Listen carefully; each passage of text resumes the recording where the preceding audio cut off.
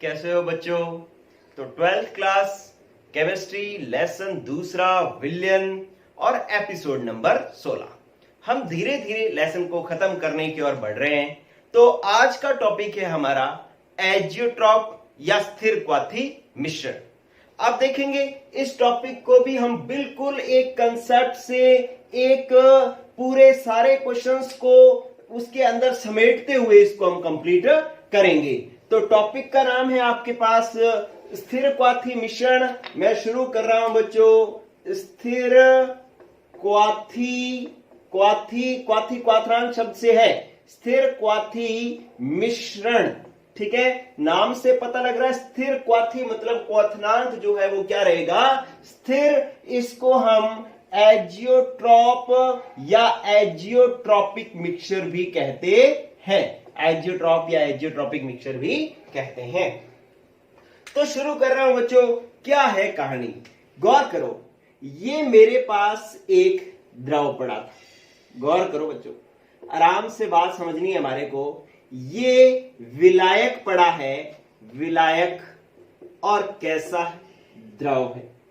ठीक है, और इसका नाम मैं रख देता हूं क्या, ए। इसके अंदर मैं एक विलय मिलाता हूं, वो भी क्या है बच्चों, द्रव है, और इसका नाम मैं रख देता हूं बी। ये अब इन दोनों को मिलाकर के मैंने बना लिया बच्चों विलयन। क्या बना लिया, विलयन। ठीक है, अब इसके अंदर ये जो बन गया हमारे पास विलयन बन गया। ठीक है, इसकी ये विशेषता है, ये जो विलयन है ना, दोनों को विलायक के अंदर जो विलय मिलाया गया है ना, वो एक निश्चित संगठन में मिलाना है बच्चों। अपनों ने निश्चित संगठन में मिलाना है। ऐसा नहीं कि जितना मर्जी विलायक है उसमें जितना मर्जी विलय मिला लो, नहीं, ऐसा नहीं होगा। एक निश्चित संगठन में मिलाना है अपने को और विलयन बना लेना है। अब विलयन में ए के मोल अंश है एक्स ए, बी के मोल अंश है बच्चों एक्स बी।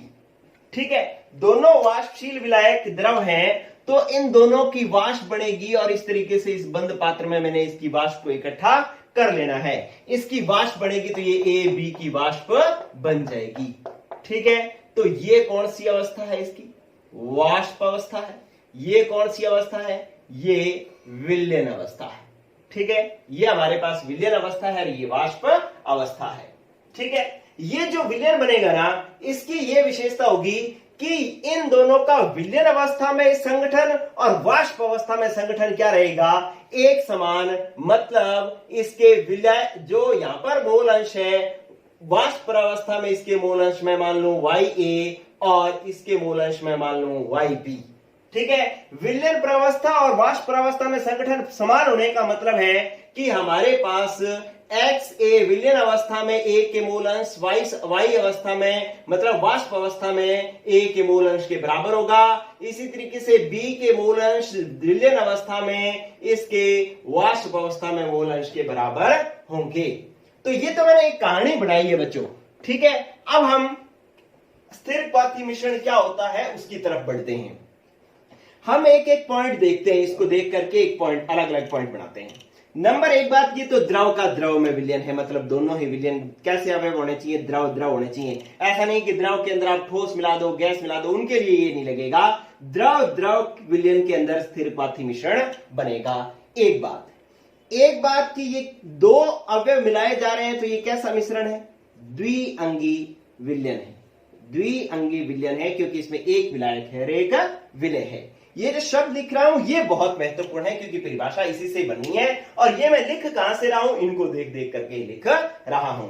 तीसरी बात मैं ये लिख रहा हूं कि विलय और विलायक का संगठन जो है वो क्या होना चाहिए, संगठन जो है इसका निश्चित होना चाहिए। इसका मतलब है कि आप किसी भी अनुपात में विलायक के अंदर कोई भी मात्रा का विलायक नहीं मिला सकते, एक निश्चित मात्रा का विलायक ही मिलाना है। विलय के अंदर विलय जो है एक निश्चित मात्रा में मिलाना है, संगठन निश्चित होना चाहिए। फिर तीसरी बात कि जब आप इन दोनों को मिला दोगे तो क्या बन जाएगा, विलयन। देखो ये बात बहुत महत्वपूर्ण है। अब जो मैं लिख रहा हूं क्या, विलायक व विलय का अलग अलग क्वथनांक जो है अलग अलग क्वथनांक तो क्या होगा, भिन्न होगा। समान भी हो सकता है लेकिन सामान्यतः क्या होगा, अलग अलग पदार्थ है तो भिन्न ही होगा, कि इसका क्वथनांक अलग होगा, इसका क्वथनांक अलग होगा। लेकिन जब आप इसको विलयन में मिला लोगे, जब आप इसको विलयन में मिला लोगे, इन दोनों को इसमें मिला दिया, तो इसका क्वथनांक मान लो 100 डिग्री, इसका क्वथनांक मान लो 70 डिग्री, तो इसका क्वथनांक इन दोनों से अलग हो सकता है। लेकिन जब दोनों इकट्ठे पड़े हैं तो अब इसके अंदर दोनों का क्वथनांक एक जैसा ही होगा। अब ऐसा नहीं है कि इसके अंदर ए जो पड़ा है वो 70 डिग्री सेंटीग्रेड पर वाष्प में बदल जाएगा, बी जो पड़ा है 70 पर वाष्प में बदल जाएगा, ए जो है 100 में वाष्प में बदलेगा, ऐसा नहीं है। ये दोनों ही इसके अंदर एक ही ताप पर वाष्प में बदलेंगे। मतलब विलयन में दोनों अवयवों का क्वथनांक क्या रहेगा, समान। विलयन में दोनों अवयवों का क्वथनांक क्या रहेगा बच्चों, दोनों अवयवों का क्वथनांक क्या रहेगा, समान। यही बात, ये क्वथनांक समान रहेगा, स्थिर क्वथी शब्द यहीं से आया हुआ है, ठीक है। यहां पर क्वथनांक अलग हो सकता है, यहां पे क्वथनांक अलग हो सकता है, लेकिन जब दोनों को मिला दिया तो दोनों का क्वथनांक एक ही हो जाएगा। दोनों या तो चाहे 80, 85, 90, 100, 150 किसी पर ही बोले, दोनों एक साथ बराबर एक ही ताप पर दोनों वाष्प में बदलेंगे। मतलब दोनों का क्वथनांक क्या हो जाएगा, समान हो जाएगा। पहले अलग अलग हो सकता है लेकिन मिलाने के बाद दोनों का क्वथनांक क्या हो जाएगा बच्चों, समान हो जाएगा। और क्वथनांक समान हो जाएगा तो हम इसको परभाजी आस्वन द्वारा पृथक नहीं कर सकते, परभाजी आस्वन द्वारा पृथक नहीं कर सकते, पृथक नहीं कर सकते। अब मान लो इन दोनों को हमने मिला दिया, अब हम चाहे कि इसका परभाजी आसवन करके दोनों को अलग अलग कर लें, तो हम नहीं कर सकते। अब ऐसा क्यों नहीं कर सकते, क्योंकि इनका विलयन अवस्था में जो संगठन है और वाष्प अवस्था में संगठन क्या है, समान है। क्योंकि इसका विलयन प्रावस्था में, विलयन प्रावस्था व वाष्प प्रावस्था में, वाष्प प्रावस्था में संगठन कैसा है बच्चों, समान है, ठीक है। इसलिए इनको परभाजी आसवन से पृथक नहीं कर सकते। मतलब जितना एक्स ए है उतना ही वाई ए है, जितना एक्स बी है उतना ही वाई बी है। मतलब विलयन प्रावस्था में इसके मोल अंश और वाष्प प्रावस्था में मोल अंश बराबर है। इसके भी विलयन प्रावस्था में मोल अंश और वाष्प प्रावस्था में मोल अंश क्या है बच्चों, बराबर है। तो इस तरीके से ये अब पूरी परिभाषा आपके पास आ चुकी है। क्या हो कि द्रव द्रव विलयन हो, द्विअंगी मिश्रण हो, दोनों अवयव जो है निश्चित संगठन में मिलाए गए हो, तो विलय और विलायक का क्वथनांक तो अलग अलग हो सकता है, लेकिन जब दोनों विलयन में आ गए तो दोनों का क्वथनांक स्थिर रहे, उनको परभाजी आसवन से पृथक नहीं किया जा सके, उनकी विलयन प्रावस्था और वाष्प प्रावस्था में संगठन समान रहे, तो उसको हम स्थिर क्वाथी मिश्रण कहते हैं। ये जो मिश्रण बना है, इस मिश्रण को मैं कौन सा मिश्रण कहूंगा बच्चों, स्थिर क्वाथी मिश्रण कहूंगा, ठीक है। अब मैं इसकी परिभाषा बोल रहा हूं, आप परिभाषा लिख लेंगे बच्चों, क्या कि वह मिश्रण या द्विअंगी द्रव द्रव मिश्रण, द्विअंगी होना चाहिए, द्रव द्रव होना चाहिए, द्विअंगी द्रव द्रव मिश्रण जिसका संगठन जो है निश्चित हो तथा उसका क्वथनांक स्थिर हो, विलयन और वाष्प अवस्था में संगठन समान हो, जिसको परभाजी आसवन से पृथक ना किया जा सके,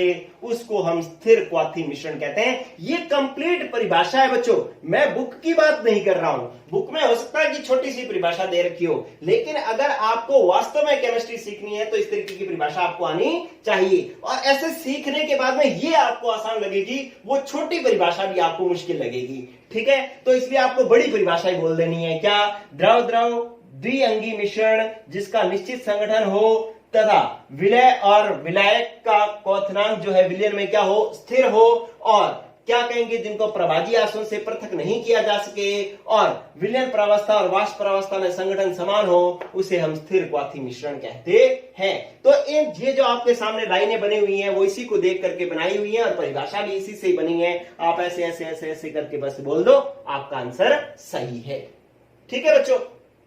अब आप आओ कि यहां पर आपके पास दो चीजें आ गई है। जब आपने ये सीखा ना तो आपके पास दो समस्याएं आ गई। एक तो की कि ये प्रभाजी आसवन क्या है, और दो समस्याएं और जो मैं आपको बेसिक में बताता हूं क्या क्या है। आप इसका स्क्रीनशॉट ले लें बच्चों, परिभाषा अपने आप लिखें, अपने आप जो आपको समझ में आ रही है वो लिख डालो।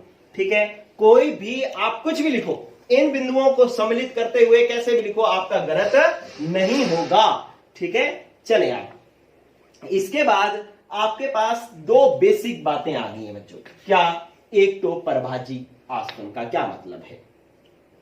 परभाजी आसवन का मतलब यह है बच्चों कि आप दो अवयवों को इस तरीके से पृथक करते हो। यहां पर एक आपके पास निकास नली इस तरीके से लगी होती है, एक यहां पर एक जो है इस तरीके से एक परभाजी स्तंभ होता है, इसको परभाजी स्तंभ कहते हैं।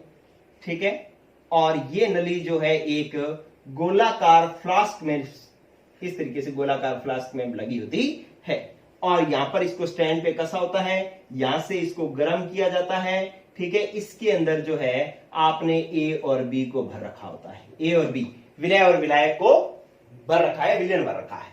यहां से क्या होगा कि एक निकास नली इस तरीके से जाएगी और यूं इस तरीके से होती हुई जाएगी ऐसे, और यहां पर एक कंटेनर लगा हुआ है, इसके ऊपर से यहां से आप ठंडा जल प्रवाहित करते हैं। ठीक है, मैं आपको बता रहा हूं कि परभाजी आसवन क्या है। यहां से ठंडा जल प्रवाहित करते हैं। ये जो बना हुआ है इसका क्या नाम है, इसको कहते हैं हम संघ नेत्र। संघ नेत्र, बहुत ज्यादा डिटेल में नहीं बता रहा हूं, लेकिन मैं आपको सिंपल परभाजी आसवन बता रहा हूं होता क्या है। कि अब क्या होगा कि हम इसको गर्म करेंगे। इन दोनों का क्वथनांक अगर अलग अलग होगा, मान लो इसका 100 डिग्री सेंटीग्रेड है, इसका जो है वो 50 डिग्री सेंटीग्रेड है, हमने गर्म करना शुरू किया तो जैसे ही आपका ताप आया 30, 40, 50 डिग्री सेंटीग्रेड पर बी की तो वाष्प बढ़ने लग जाएगी। बी वाष्प बढ़ करके ऊपर आएगी और यहां से होती हुई यहां आएगी, और ऊपर इसके ऊपर ठंडा जल प्रवाहित होएगा तो ये वाष्प किसमें बदल जाएगी, द्रव में, और द्रव में बदल करके यहाँ पे बी अलग एकत्रित हो जाएगा। लेकिन ए का क्वथनांक ज्यादा है तो ए की वाष्प बढ़ेगी नहीं, वाष्प नहीं बढ़ेगी तो वो यहीं पड़ा रहेगा। अगर बढ़ती भी है तो धीरे धीरे बढ़ेगी और यहां से टकरा करके वापस द्रव में आकर के नीचे आ जाएगी। तो इस तरीके से हम ए और बी को अलग अलग कर सकते हैं। ये परभाजी आसवन विधि है।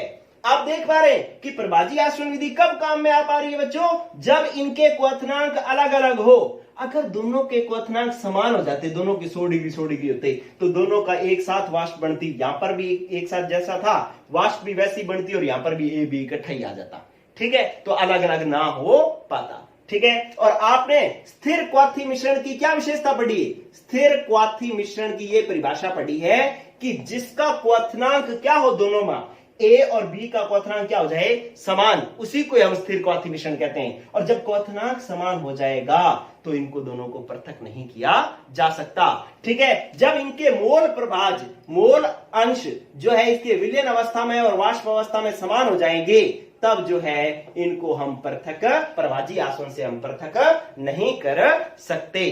तो ये बात हुई बच्चों आपके पास स्थिर क्वाथी मिश्रण में मूल इसको जो है परभाजी आसवन से पृथक क्यों नहीं कर सकते, ये पॉइंट मैंने आपको समझा दिया। क्योंकि परभाजी आसवन से पृथक करने के लिए क्या होना चाहिए, दोनों का क्वथनांक अलग अलग होना चाहिए। अगर दोनों का क्वथनांक समान हो गया तो उसे हम परभाजी आसवन द्वारा अलग नहीं कर सकते।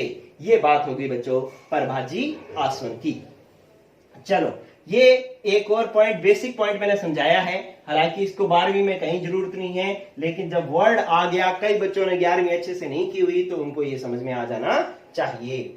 फिर आप आओ बच्चों कि एक मैं बेसिक पॉइंट, जबरदस्त वाला बेसिक पॉइंट बता रहा हूं जिसकी बहुत ज्यादा जरूरत है। आप क्वथनांक समझते हो, क्वथनांक क्या होता है? देखो, क्वथनांक वह ताप होता है जिस पर कोई द्रव वाष्प में बदलता है। ये एक द्रव पड़ा है, ठीक है, आप इसको गर्म करना शुरू कर रहे हो, मान लो ये जल है, इसको 100 डिग्री सेंटीग्रेड पर गर्म करोगे तो ये वाष्प में बदलने लग जाएगा, और ये 100 डिग्री सेंटीग्रेड इसका क्या हो गया, क्वथनांक हो गया। अब मैं दो बिंदु लिख रहा हूं, बहुत ही इंपॉर्टेंट बिंदु। कहता है कि अगर किसी का क्वथनांक कम होगा ना बच्चों, क्वथनांक कम हो, क्वथनांक मान लो इसका 50 डिग्री सेंटीग्रेड हो, 100 ना होकर के 50 डिग्री सेंटीग्रेड हो, तो 50, 60, 70 डिग्री सेंटीग्रेड पर तो इसकी वाष्प खूब बनेगी। ठीक है, तो क्वथनांक कम होगा तो कम ताप पर इसकी वाष्प ज्यादा बनेगी। ये बात समझ में आ रही है? क्योंकि वही ताप होता है जिस पर कोई द्रव वाष्प में बदल रहा है। अगर क्वथनांक कम है तो कम मतलब 60-70 डिग्री सेंटीग्रेड पर तो ये फुल वाष्प में बदलेगा। वाष्प ज्यादा बनेगी तो वाष्प दाब ज्यादा होगा। वाष्प दाब क्या हो जाएगा बच्चों? ज्यादा हो जाएगा। ये बात आपको समझ में आनी चाहिए कि क्वथनांक कम होगा ना तो वाष्प दाब ज्यादा होगा। और दूसरी बेसिक बात यह है कि अगर क्वथनांक हो जाए ज्यादा, क्वथनांक क्या हो जाए बच्चों? ज्यादा, तो आपके पास मान लो क्वथनांक 120 डिग्री सेंटीग्रेड हो, 120 डिग्री सेंटीग्रेड, ठीक है। तो अब क्या होगा? 120 डिग्री सेंटीग्रेड पर तो मतलब जब आप ताप करोगे कोई 20, 50, 60, 70, 80 करोगे तो एक ही इसकी तो वाष्प बढ़ना ही नहीं शुरू होगी, ठीक है। तो इसकी ज्यादा क्वथनांक है तो वाष्प क्या होगी? कम बनेगी। वाष्प क्या बनेगी बच्चों? कम। वाष्प कम बनेगी तो वाष्प दाब भी क्या होगा? वाष्प दाब भी होगा बच्चों कम, ठीक है। तो ये बात आपने बेसिक पॉइंट में ये सीख लिया कि जिसका क्वथनांक कम होता है उसका वाष्प दाब ज्यादा होता है, और जिसका क्वथनांक ज्यादा होता है उसका वाष्प दाब कम होता है। ये दोनों एक दूसरे के उल्टे होते हैं, ठीक है। आप अगर महसूस करना चाहो थोड़ा सा अंदर से सोच के देखो कि यार जिसका क्वथनांक कम होगा, थोड़े ताप पर वाष्प में बदलेगा तो उसकी तो वाष्प ज्यादा ही बनेगी, और वाष्प ज्यादा बढ़ेगी तो दाब ज्यादा डालेगी। मतलब क्वथनांक कम तो वाष्प दाब ज्यादा। जिसका क्वथनांक बहुत ज्यादा है, बहुत गर्म कर रहे हो लेकिन वाष्प थोड़ी थोड़ी बन रही है, वाष्प थोड़ी बनेगी तो दाब भी कम डालेगी, इसलिए वाष्प दाब क्या हो जाएगा बच्चों? कम। ये महसूस करना है, याद नहीं करना, ठीक है। आपको जब दोबारा ये सब चीज की जरूरत पड़े तो आप इसको रटेंगे नहीं, आप इसको सीखेंगे कि आप अंदर फील करेंगे कि ये इस तरीके से होता है। चलो बच्चों, अब आप बात समझे नेक्स्ट कि मैं स्थिर क्वाथी मिश्रण के दो प्रकार लिख रहा हूं बच्चों। दो प्रकार, कौन कौन से प्रकार? एक मैंने लिखा न्यूनतम क्वथनांकी। अब बात मजेदार बन गई। कहता है स्थिर क्वाथी मिश्रण दो प्रकार के होते हैं, एजियोट्रॉप दो प्रकार के होते हैं। न्यूनतम क्वथनांकी, क्वथनांकी, न्यूनतम क्वथनांकी स्थिर क्वाथी मिश्रण, न्यूनतम क्वथनांकी स्थिर क्वाथी मिश्रण, ठीक है। या इंग्लिश में इसको कहता है minimum boiling azeotrope, minimum boiling azeotrope. इसका एक और नाम देखो, अगर क्वथनांकी, इसका या करके मैं लिख रहा हूं दूसरा नाम देखो, अगर न्यूनतम क्वथनांकी है, क्वथनांक मतलब न्यूनतम है, तो वाष्प दाब क्या होगा? फिर ज्यादा, क्योंकि क्वथनांक कम होता है तो वाष्प दाब ज्यादा होता है ना। तो मैं इसको या ऐसे लिख सकता हूं अधिकतम, अधिकतम वाष्प दाबी, अधिकतम वाष्प दाबी, फिर स्थिर क्वाथी मिश्रण, स्थिर क्वाथी मिश्रण, ठीक है। तो ये आपके पास दो शब्द हो गए। मतलब एक प्रकार, दो प्रकार है, उसमें से एक तो है न्यूनतम क्वथनांक स्थिर क्वाथी मिश्रण और दूसरा है अधिकतम क्वथनांक स्थिर क्वाथी मिश्रण। वो मैं अलग लिखाऊंगा, पहले मैं ये समझा दूं, ठीक है। अगर न्यूनतम क्वथनांक क्वथनांक न्यूनतम है तो वाष्प दाब अधिकतम होगा, क्योंकि उल्टे होते हैं, ठीक है। अब ये होता क्या है, इसका एग्जाम्पल लिखता हूं बच्चों में, इसका एग्जाम्पल लिखता हूं कि आपको पता होना चाहिए कि 95% एथिल अल्कोहल का जलीय विलयन,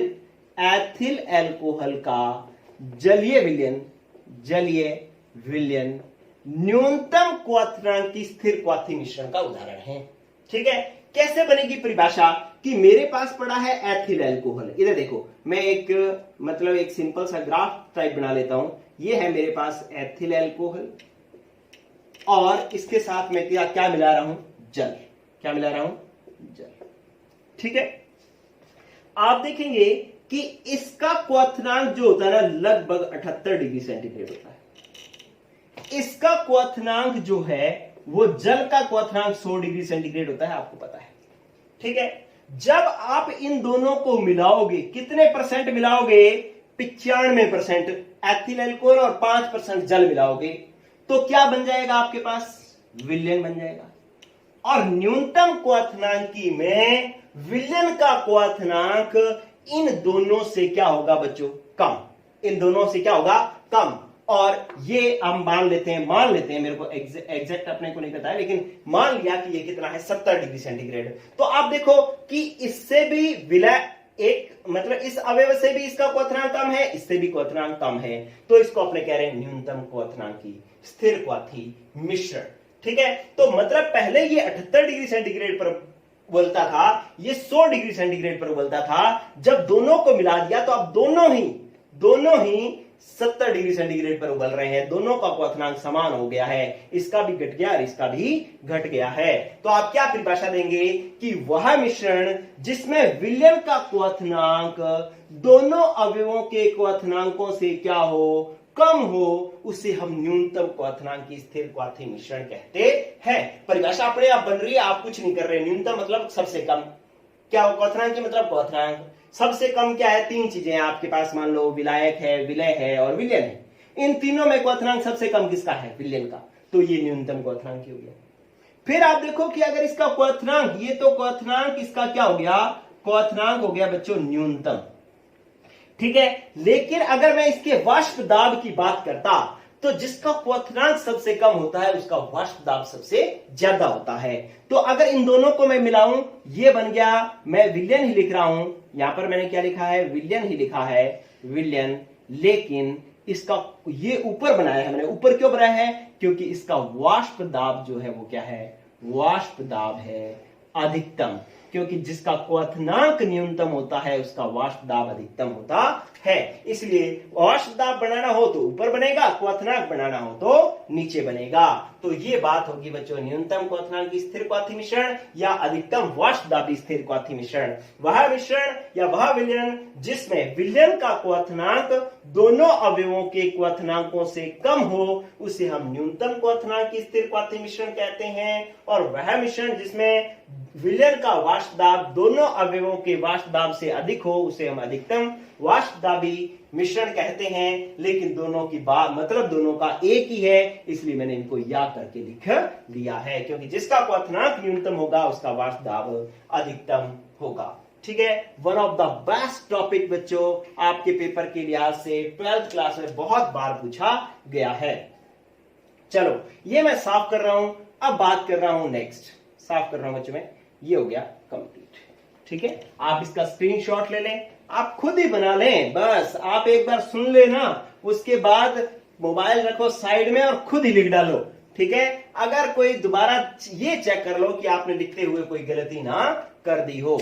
ठीक है, अब दूसरा प्रकार लिख रहा हूं बच्चों में स्थिर क्वाथी मिश्रण का, जिसका नाम है अधिकतम क्वथनांकी स्थिर क्वाथी मिश्रण। बच्चों अगर क्वथनांक अधिकतम हो जाएगा तो वाष्प दाब क्या हो जाएगा, न्यूनतम। तो आप इसको लिखेंगे न्यूनतम वाष्प दाबी स्थिर क्वाथी मिश्रण। ठीक है, वाष्प दाबी मिश्रण या वाष्प दाबी स्थिर क्वाथी मिश्रण।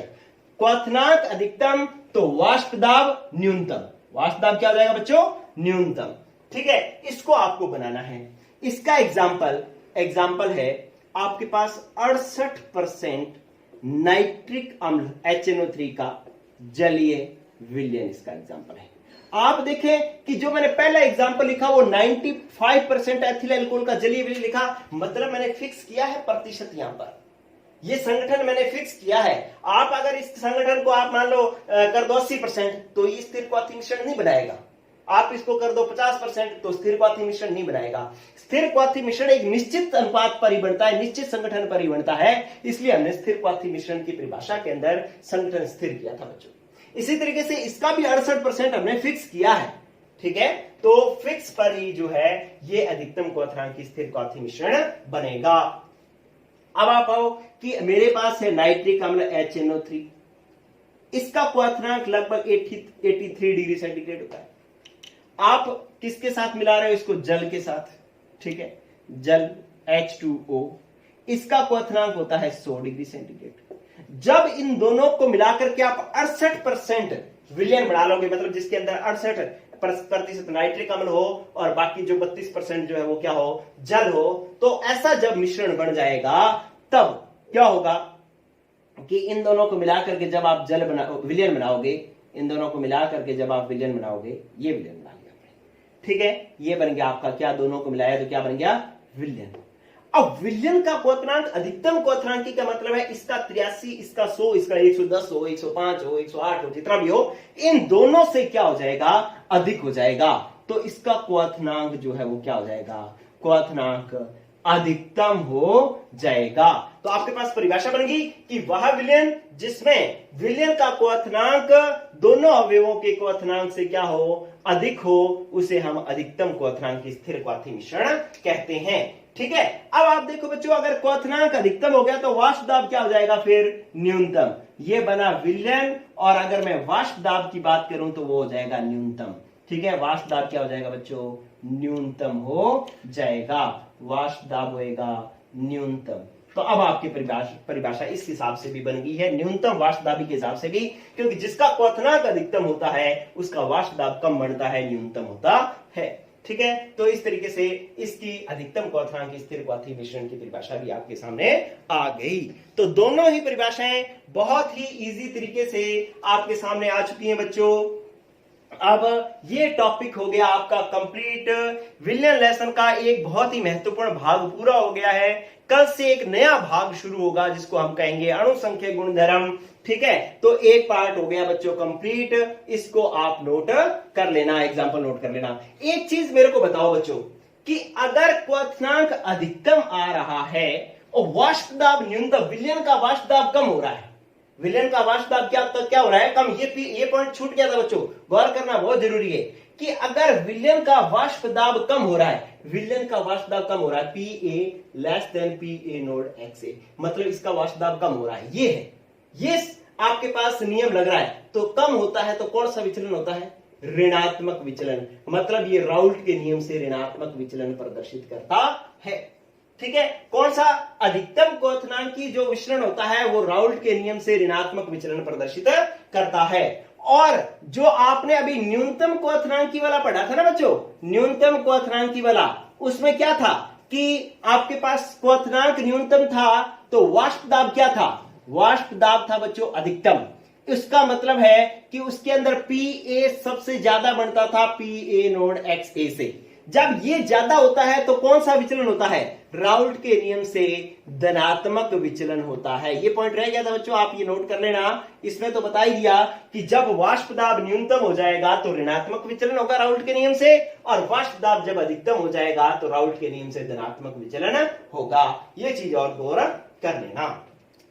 ठीक है, तो अगर मैं पूछूं कि कोई विलयन राउल्ट के नियम से धनात्मक विचलन प्रदर्शित करता है, राउल्ट के नियम से धनात्मक विचलन प्रदर्शित करता है, जैसे मैं आपको एक क्वेश्चन करवाता हूं, इधर देखो, मैंने ऐसे लिख दिया कि एक विलयन है, A और B का विलयन है जो राउल्ट के नियम से धनात्मक विचलन प्रदर्शित करता है, धनात्मक विचलन प्रदर्शित करता है। तो बताओ ये कौन सा स्थिर क्वाथी मिश्रण होगा।